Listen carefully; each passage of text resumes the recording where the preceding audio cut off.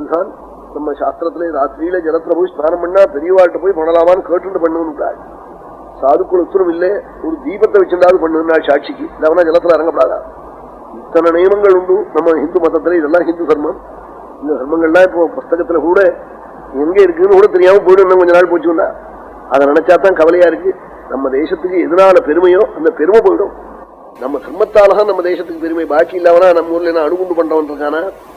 இதே பாக்கி ஊரை காட்டிலும் நம்ம ஊர்ல வந்து மோட்டர் கார் பண்றவன் இருக்கானா? அவெல்லாம் நிறைய ஒரு செகண்டுக்கு எத்தனையோ கார் பண்றான். அப்படி இல்லாம இருக்கா? அதனால நம்ம ஊருக்கு பெருமை வரல.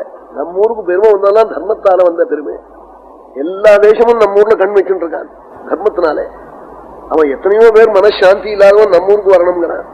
அவன் ரிஷிகேஷத்திலையும் ரமணாசிரமத்திலையும் நம்ம ஆச்சாரியால்ட்டையும் வந்து கேட்கிறாள், கரையாறதுக்கு என்ன மார்க்கம், மனசாந்திக்கு என்ன மார்க்கம்னு வந்து கேட்கிறாள். அத்தனை சிறப்பு நம்ம தேசத்துக்கு காரணம் தர்மம் இருக்கிறதான் காரணம்.